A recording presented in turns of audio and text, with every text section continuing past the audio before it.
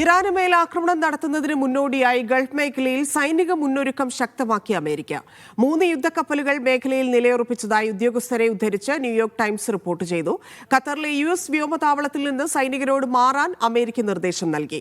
നിലവിലെ പ്രാദേശിക സംഘർഷങ്ങൾ കണക്കിലെടുത്ത് മുൻകരുതൽ എന്ന നിലയിലാണ് സൈനികരോട് മാറാൻ ആവശ്യപ്പെട്ടതെന്ന് ഖത്തറും പ്രതികരിച്ചു. US ആക്രമണത്തെ നേരിടാൻ സജ്ജമെന്നും ആക്രമിച്ചാൽ ഗൾഫിലെ അമേരിക്കൻ കേന്ദ്രങ്ങൾക്ക് കനത്ത തിരിച്ചടിയുണ്ടാകുമെന്നും ഇറാൻ താക്കീത് ചെയ്തു. ഇറാനിൽ ഇടപെടാനുള്ള US നീക്കം ഗുരുതര പ്രത്യാഘാതമുണ്ടാക്കുമെന്ന് റഷ്യയും ചൈനയും പ്രതികരിച്ചു. ഇസ്രായേൽ പ്രധാനമന്ത്രി ബെന്യാമിൻ നെതന്യാഹുവുമായി US state secretary Marco Rubio സംസാരിച്ചു. സർക്കാർ വിരുദ്ധ പ്രക്ഷോഭത്തിൽ കൊല്ലപ്പെട്ടവരുടെ എണ്ണം 2400 കടന്നതായാണ് റിപ്പോർട്ടുകൾ.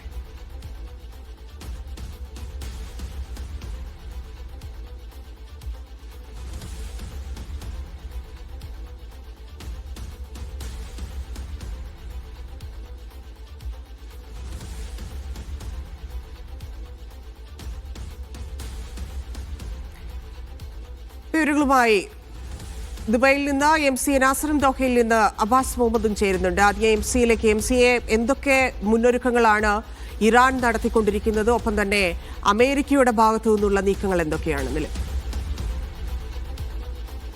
ഇതിന് വളരെ വിപുലമായിട്ടുള്ള സൈനിക മുന്നൊരുക്കങ്ങളിലാണ് ഇപ്പോൾ ഇറാൻ ഏർപ്പെട്ടിരിക്കുന്നത്. അതിശക്തമായിട്ടുള്ള ഒരു തിരിച്ചടി അമേരിക്ക ആക്രമിക്കുകയാണെങ്കിൽ തങ്ങൾ നടത്തുമെന്ന് ഇന്നും നിരവധി തവണയാണ് ഇറാനിലെ സൈനിക നേതൃത്വവും ഇറാനിലെ രാഷ്ട്രീയ നേതൃത്വവും പ്രഖ്യാപിച്ചിരിക്കുന്നത്. കാരണം പിന്നിട്ട 3 ദിവസങ്ങളിലായിട്ട് സർക്കാർ അനുകൂലികളുടെ വലിയ തോതിലുള്ള പ്രകടനങ്ങൾ നടക്കുകയും സർക്കാരിന് പൂർണ്ണമായിട്ടുള്ള പിന്തുണ പ്രഖ്യാപിക്കുന്ന ഒരു സാഹചര്യം രൂപപ്പെട്ടിരിക്കുന്നു. അതുകൊണ്ട് തന്നെ പ്രക്ഷോഭ പരിപാടികൾ വിവിധ പ്രവിശ്യകളിൽ നടക്കുന്നുണ്ട് എങ്കിൽ പോലും അതിനേക്കാൾ ശക്തമായി തന്നെ സർക്കാർ അനുകൂലമായിട്ടുള്ള അമേരിക്കൻ വിരുദ്ധമായിട്ടുള്ള ഇസ്രായേൽ വിരുദ്ധമായിട്ടുള്ള മുദ്രാവാക്യങ്ങൾ കൊണ്ട് പ്രധാനപ്പെട്ട ഇറാനിയൻ തെരുവുകൾ പൂർണ്ണമായിട്ടും മുഖരിതമായിട്ടുള്ള ഒരു സാഹചര്യമുണ്ട്. അതോടൊപ്പം തന്നെയാണ് ഈ 100-ലധികം സുരക്ഷാ ഉദ്യോഗസ്ഥരാണ് കൊല്ലപ്പെട്ടിരിക്കുന്നത്.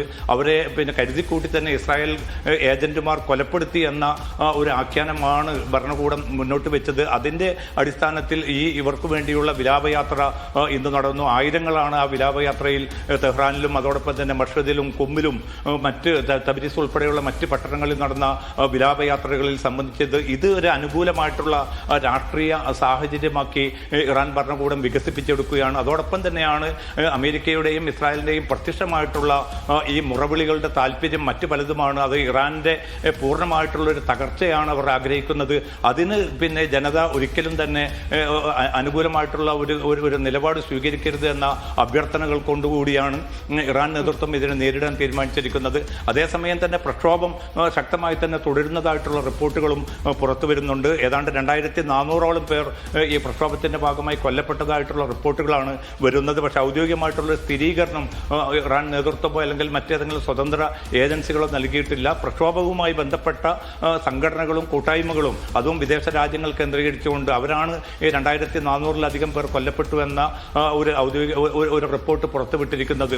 പക്ഷേ സൈന്യം പൂർണ്ണമായിട്ടുള്ള സജ്ജമായ ഒരു സാഹചര്യത്തിലാണുള്ളത്. തെഹ്റാൻ ഉൾപ്പെടെയുള്ള എല്ലാ നഗരങ്ങളിലും ഈ സുസജ്ജമായിട്ടുള്ള സൈനിക വിന്യാസം നടക്കുന്നതായിട്ടുള്ള റിപ്പോർട്ടുകളാണ് പുറത്തു വരുന്നത്. അതുകൊണ്ട് ഇനിയിപ്പോൾ അമേരിക്ക ഏത് രീതിയിൽ ഒരു ആക്രമണത്തിലേക്ക് നീങ്ങും എന്നത് സംബന്ധിച്ച അവ്യക്തത നിലനിൽക്കുന്നുണ്ട്. കാരണം ഇന്നലെയും ഇന്നുമായിട്ട് അമേരിക്കൻ ഉദ്യോഗസ്ഥർ ട്രംപുമായിട്ട് നിരവധി തവണ പെന്റഗൺ ഉദ്യോഗസ്ഥർ ചർച്ച നടത്തിയിരുന്നു. ചില നിർദ്ദേശങ്ങൾ അവർ മുന്നോട്ട് വെച്ചിട്ടുണ്ട്. ഒന്ന് ഇറാന്റെ ആണവ പദ്ധതി, 2 ഇറാന്റെ ബാലിസ്റ്റിക് മിസൈൽ ഉൾപ്പെടെയുള്ള പദ്ധതി കേന്ദ്രങ്ങൾ, മറ്റൊന്ന് ഇറാനിലെ മറ്റ് തന്ത്രപ്രധാനമായിട്ടുള്ള സൈനിക കേന്ദ്രങ്ങൾ. ഇവിടങ്ങളിൽ ആക്രമണം നടത്താനുള്ള ഒരു നിർദ്ദേശം മുന്നോട്ട് വെച്ചതായിട്ടുള്ള റിപ്പോർട്ടുകളുണ്ട്. അതോടൊപ്പം തന്നെ സൈബർ ആക്രമണം കൂടുതൽ വിപുലമായ തോതിൽ മുന്നോട്ട് കൊണ്ടുപോകണമെന്ന നിർദ്ദേശവും മുന്നോട്ട് വെച്ചിട്ടുണ്ട്. ഇതിൽ ഏതായിരിക്കും ട്രംപ് സ്വീകരിക്കാൻ പോകുന്നത് എന്ന കാര്യത്തിൽ വ്യക്തതയില്ല. പക്ഷേ ഇന്നലെയും മിനിയാന്നുമൊക്കെയായി അദ്ദേഹം നിരന്തരമായിട്ട് സഹായം വന്നുകൊണ്ടിരിക്കുകയാണ്. കാത്തു നിൽക്കണമെന്ന് തന്റെ പ്രക്ഷോഭകാരികൾക്ക് നിർദ്ദേശം നൽകുന്ന ഒരു സാഹചര്യമുണ്ട്. അതുകൊണ്ട് എന്തായാലും ഒരു ആക്രമണം ഉണ്ടാകുമെന്ന സൂചന കൂടുതൽ ശക്തിപ്പെടുന്ന ഒരു സാഹചര്യമാണുള്ളത്.